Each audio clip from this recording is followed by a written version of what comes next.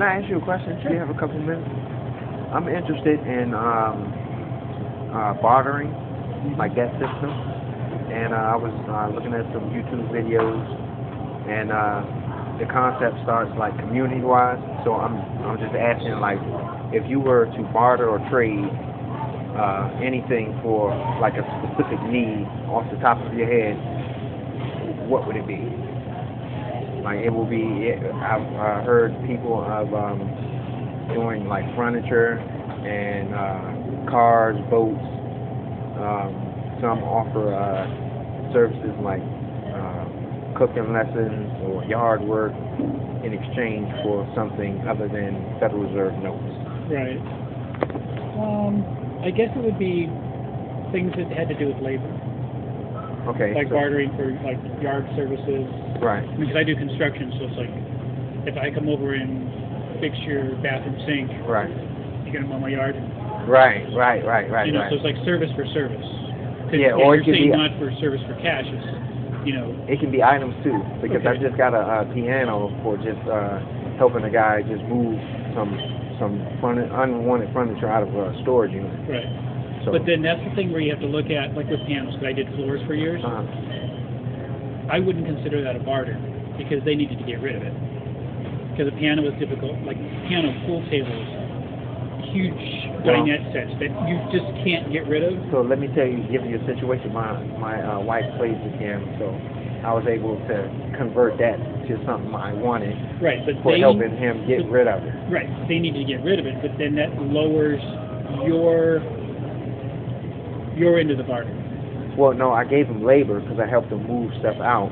Right, and I found value in that. But you can, in a case like that where they have to get rid of it, you can lower your portion of the labor. Like you don't have to move their whole house. Right. Because that piano needs to be gone. Like if someone's coming to get carpet installed, right, that piano has to be out of the house. Right. And most people go, no one's touched that thing for 10 years. Right. It's not tuned. Who knows what shape it's in? Like it needs to go. Nobody wants to come pick it up.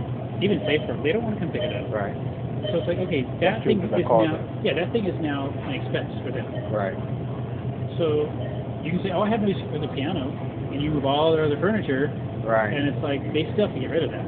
Yeah. So you can still charge a portion of, like if it's a $500 moving bill, you know, knock $100 off and take the piano. Right.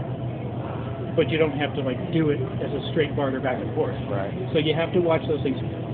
Pianos, cars, large items that are just not easy to get rid of. Okay. Like thrift stores don't want to take them. That's true. You know. So, but if you found an individual who desired it and was willing to put in, it may not equate in your mind, but my situation where I was just helping him, right, and it's an old guy and all that. And yeah, I mean, if it's someone that you know semi know and you were just going to help them to begin with, right, then it's like, okay, fine, so you're getting something for helping somebody. Right. But if you open it up to where you're actually soliciting a barter system, you have to look at that because your labor is still a certain cost. Exactly. And they may have things that, yes, they may even be willing to pay for part of stuff, but for you to have to dispose of items. Like if you take it to the landfill, it's sometimes a $50 drop, and you can never trust the landfill because their prices change constantly. Well, I'm like on a more simpler system, so I was just asking, like, if you had any unwanted items or you had a service you would want to exchange, you know, off the top of your head, like some people have put in like cleaning or washing my car once a week for. Well, if it's anything that's extended beyond the immediate, right, that's a red flag. Well, it's only based on. That's like the communication of the other party. Right, but that's you trusting that someone's going to come for a month and come wash your car with you.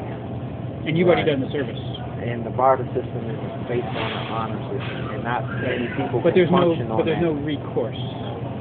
Well, you're not looking for recourse. Well, no, but if they show up once and they never show up again, then you know that's not a person of their word, and you wouldn't do business with them. But you've already put out your labor. No. If they did it in exchange for an item like a go-kart, all right, I'll mow your yard for 3 months for this go-kart. So he says, all right, I find value in that go-kart. I'm willing to do that 3 months. Now, if he were to defraud on that, or they agree on a determination of when you get the go-kart as opposed to the length of time you owe me to cut Like my if the grass. kids come down for Easter and they drive the shit out of the go-kart and screw it up, it's like, okay, you're putting out labor for something that's no longer what it was. Right. And that's where the barter almost has to be a one-on-one type thing. Right. To make it secure for everybody. The person you're bartering with and for yourself. I mean, I've eaten so many things over the years that, and I've also ended up with probably a dozen pianos over the years. Okay. That literally, it's like, I didn't barter anything with them. It's like, Right. okay, yeah, you don't have to pay $300 for somebody to come pick the thing up and maybe drop it at the landfill. Right. It's like, oh yeah, I'll take it. I mean, I had 3 pianos at my house once. Right. And it's like eventually I found, so-and-so's kid wants to learn piano, so great, come get it. Take it. Oh, okay. So there was no money exchange, but I physically had to move that thing at one point. So there was still, there's still an issue of those kind of things. Okay, what if someone were to barter with silver? If they say, okay, I have 1 ounce of silver. It changes hourly.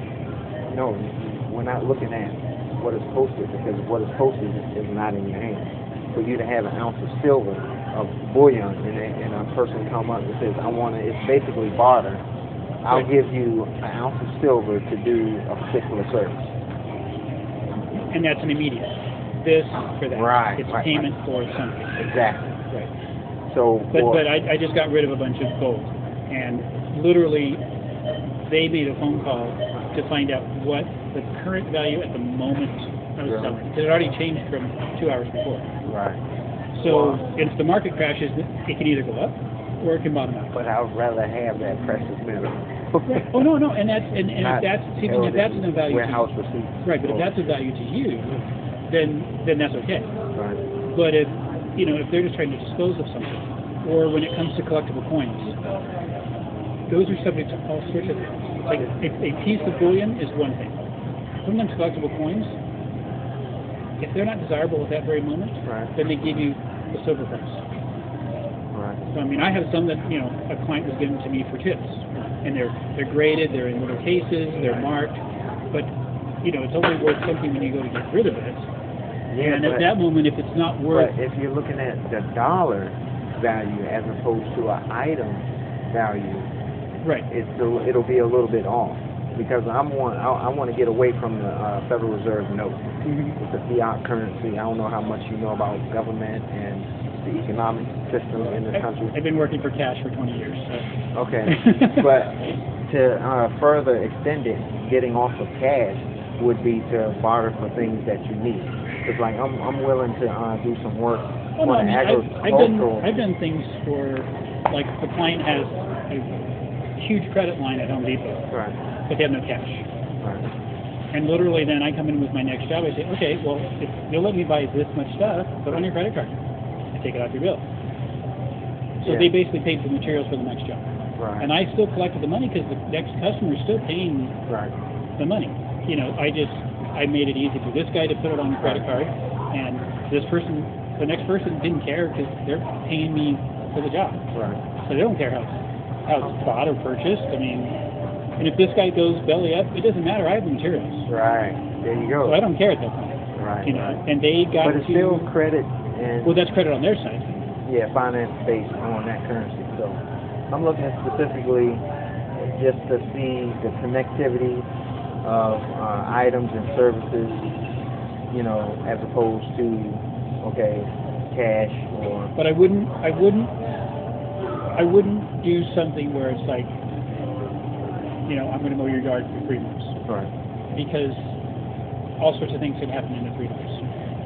Well, if they sit down and formulate a contract and both of them are willing to sign. But then you got something in writing, and if anything happens, that can get IRS land, and then it's like a whole new can of worms. I mean, I just been on the short end of the stick several times. That's why bartering usually works great. If it's, I'm going to come mow your yard today and tear the tree down and stuff, and you're going to give me the love seat in the living room. Have you ever done business on the trust aspect, like specific express contract trust?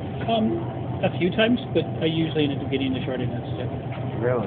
Wow, Yeah. that's awesome.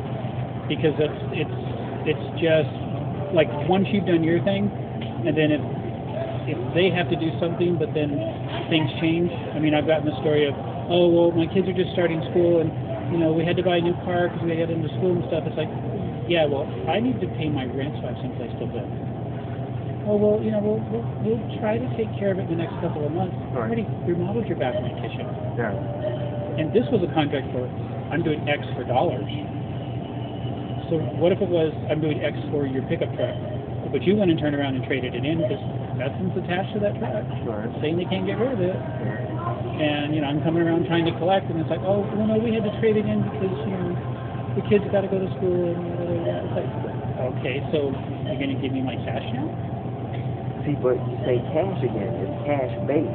Well, no, but that, you still have, to put a value on it. No, yes. If you put a value on it, say you grow corn in your backyard, and you say, all right, well, can I have 20 pounds of corn in exchange for, all right, whatever you value 20 pounds of corn at. But what if the boll weevils get a hold of the corn and then there's no crop? No, it's the delivery of the corn. They've grown it, they've milled it, and they brought it to you. It's like, all right, I'll give you 3 chickens for But then that's back to a the picnic. it's an immediate exchange right now. And that's where barter can be okay. It's an immediate exchange. You have a living room set. I'm going to come do something to your cart, and then I'm going to drive away But with that your has to living be room set. established. Right, but immediate is the safest method of barter. If you have any type of stretch out plans of barter, you're like opening the door for it not to work out. Okay. Barter is something that works immediately. I have this, you have this, we're going to swap when.